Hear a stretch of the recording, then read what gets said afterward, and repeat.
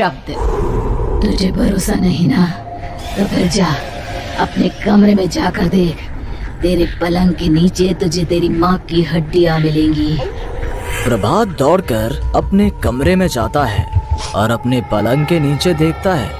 वहाँ पर सचमुच एक कंकाल पड़ा हुआ था और उसके शरीर पर जो कपड़े थे वो प्रभात की माँ के थे। क्या बात है, आज तो आप सुबह से ही बहुत बिजी हैं। ऐसा क्या लिख रहे हैं? बस एक फैमिली की कहानी लिख रहा था। जैसे हमारी फैमिली है ना, तुम, माँ और मैं, लेकिन थोड़े अलग तरीके से, क्योंकि ये कहानी हॉरर है और इसमें जो आदमी है ना, मैंने उसकी बीवी को मार दिया है। मतलब कहानी में ऐसा लिखा है। और जानती हो, उसके बाद जो बीवी है ना, वो एक बुरी आत्मा बन जाती है। क्या बेटा, इस तरह की डरावनी कहानियाँ क्यों लिखता है तू?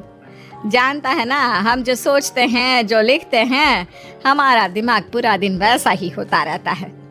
माँ, परेशान होने वाली क्या बात है? राइटर हूँ मैं, मेरा तो काम है कहानियाँ लिखना। और वैसे भी ये सिर्फ एक कहानी है माँ, कोई सच नहीं है। उसके बाद कुछ दिन बीत जाते हैं। एक रात प्रभात को अपने ऑफिस से लौटने में देरी हो जाती है। रात के लगभग 12 बजे हुए थे। प्रभात जैसे ही अपने घर पहुंचता है, उसने देखा कि उसकी पत्नी दुर्गा डाइनिंग टेबल पर उसका इंतजार कर रही है।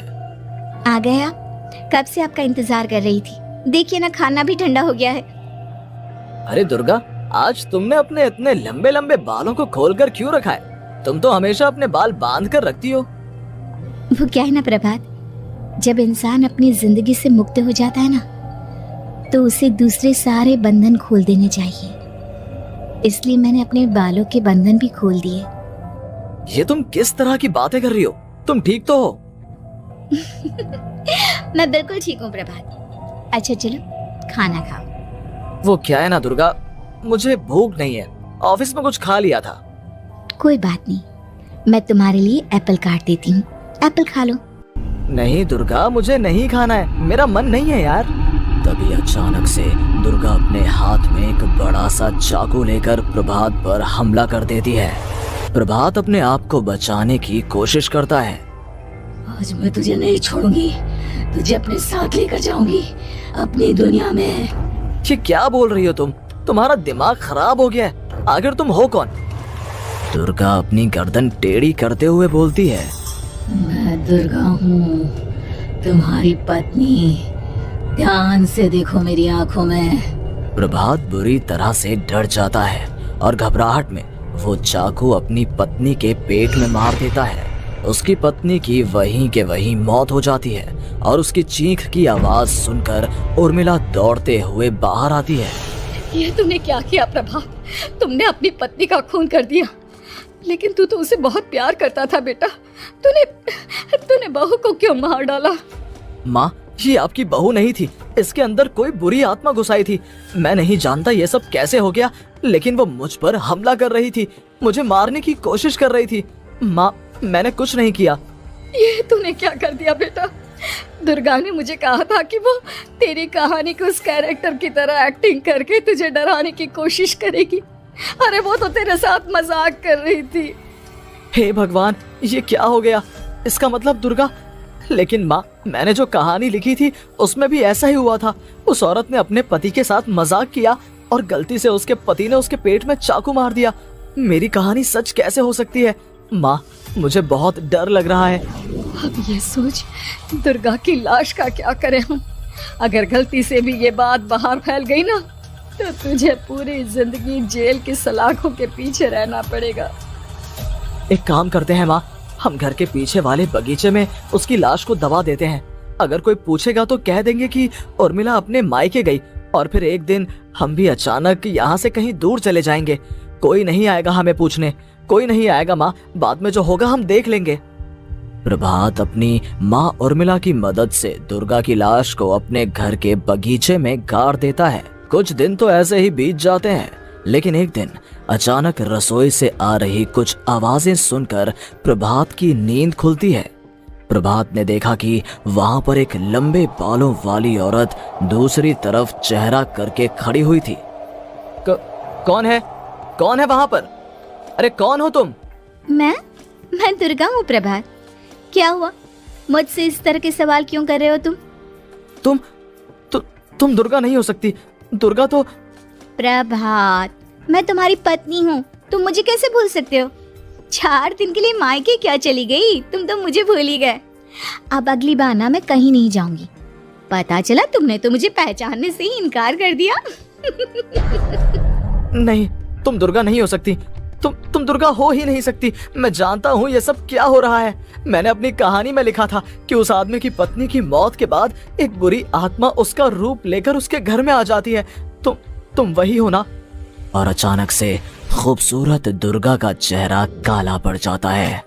उसकी आंखें लाल हो जाती हैं और पूरे शरीर पर बाल, लंबे नुकीले नाखून, उसके दोनों पैर उल्टे हो जाते हैं और बेहद डरावनी आवाज में वो चिल्लाकर कहती है, बुरी आत्मा, मेरा खून करके मुझे अपने ही घर में गाड़ कर तू मुझे बुरी आत्मा कह रहा है? मैं तुझे छोड़ूंगी नहीं। और अचानक से प्रभात के घर में बेहद डरावनी आवाजें गूंजने लगती हैं। घर में चारों तरफ बहुत सारी बुरी आत्माएं नजर आने लगती हैं। प्रभात घबरा कर अपनी माँ को आवाज देता है, माँ कहाँ है आप? जल्दी आइए माँ, देखिए ना ये सब क्या हो रहा है। प्रभात ने देखा कि अचानक से उसकी माँ कमरे से दौड़ कर आती है। क्या हुआ प्रभात? और ये लोग कौन है? इन सब की गर्दन टेढ़ी क्यों है? इनके बाल खुले हुए। हाँ प्रभात, ये सब लोग तो मुझे मरे हुए नजर आ रहे हैं। हाँ माँ, ये सब लोग मरे हुए ही हैं और ये ठीक वैसा ही हो रहा है जैसा मेरी कहानी में हुआ था। लेकिन मेरी कहानी के हिसाब से तो आप भी। अचानक से उर्मिला का रूप बदल जाता है। वो भी एक डरावने साए की तरह बन जाती है और बेहद डरावनी आवाज में चिल्ला चिल्ला कर कहती है, मर गई तेरी माँ। जानता है, कल रात जब तू सो रहा था ना, तो मैंने उसके शरीर का सारा खून पी लिया। अब बस हड्डियां बची है उसके शरीर में। नहीं, ऐसा नहीं हो सकता।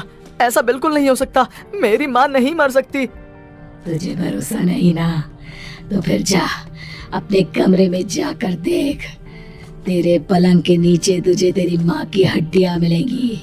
प्रभात दौड़कर अपने कमरे में जाता है और अपने पलंग के नीचे देखता है। वहां पर सचमुच एक कंकाल पड़ा हुआ था और उसके शरीर पर जो कपड़े थे वो प्रभात की माँ के थे। माँ, अब मुझे कुछ करना पड़ेगा। लेकिन मेरी कहानी में लिखा था कि माँ की मौत मेरे हाथों से होगी, पर माँ तो पहले ही मर चुकी है और वो बुरी आत्मा मुझे भी मार देगी। नहीं नहीं, इससे पहले कि वो मुझे कुछ करे, मुझे उसका काम खत्म करना होगा। प्रभात अपने हाथ में बड़ा सा चाकू लेकर उस बुरी आत्मा पर हमला कर देता है जिसने प्रभात की माँ का रूप लिया हुआ था। और अगले ही पल वो नीचे गिर जाती है और उसके शरीर से खून बहने लगता है। ऐसा नहीं हो सकता। एक बुरी आत्मा के शरीर में तो खून होता ही नहीं है। तो क्या सच में मैंने अपनी माँ को मार दिया?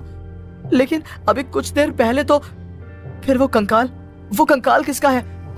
और ये कौन है? मैं पागल हो जाऊंगा। और अपनी माँ की लाश, इसका मैं क्या करूं?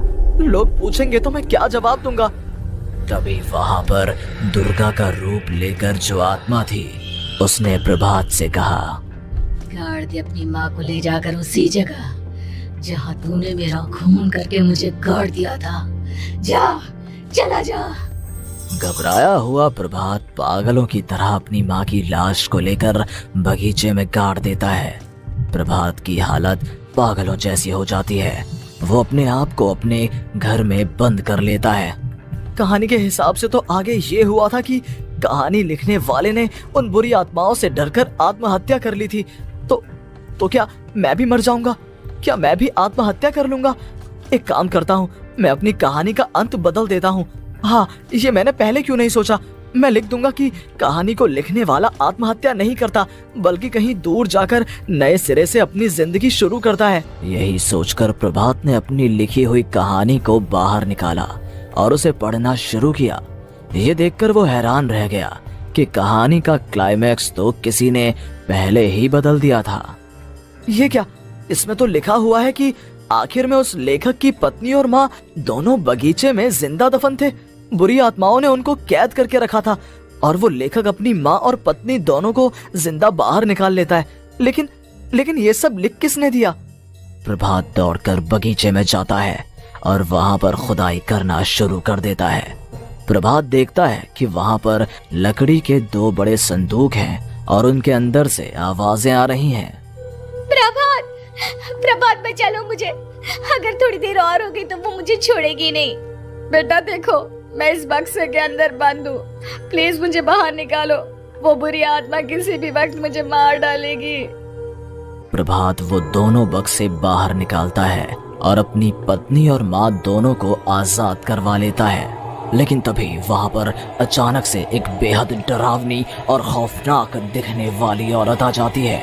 तुझे क्या लगा था इतनी आसानी से अपनी पत्नी और माँ को बचा लेगा? बस 5 मिनट और उसके बाद अमावस का चांद आसमान में आने ही वाला है। लेकिन तूने इन दोनों को बाहर निकाल लिया, अब तुझे मरना होगा। नहीं, मैं जानता हूँ मैं नहीं मरूंगा, और अब आगे क्या करना है ये भी मुझे पता है। प्रभात, ये बहुत खतरनाक है, हमें मार डालेगी प्रभात, चलो यहाँ से। नहीं दुर्गा, अब मुझे अच्छी तरह से पता चल चुका है कि इस बुरी आत्मा से हम कैसे पीछा छुड़वा सकते हैं। और इतना कहकर प्रभात अपने हाथ में पकड़ी हुई सिंदूर की थैली उस बुरी आत्मा के ऊपर उछाल देता है। कुछ ही देर में वो जमीन पर गिरकर राख में बदल जाती है। ये सब क्या हो रहा था बेटा? ये सब तुम्हारी लिखी हुई इस कहानी की वजह से हुआ है ना? नहीं माँ, पहले मुझे भी ऐसा ही लगा, लेकिन बाद में पता चला कि बरसों पहले हमारे इस बगीचे की जमीन के अंदर किसी को जिंदा गाड़ दिया गया था और बस उसी औरत की आत्मा हमें परेशान कर रही थी। उसी ने मेरे शब्दों में जान डालकर उस कहानी को जिंदा कर दिया था। मुझे माफ कर दो प्रभात, मैंने आपकी कहानी के साथ छेड़छाड़ की थी और उसे बदल दिया था। माफी मांगने की जरूरत नहीं है दुर्गा, तुम्हारे उस बदलाव की वजह से ही आज हम सब जिंदा हैं, क्योंकि आखिर में कहानी में वो हुआ जो तुमने लिखा था।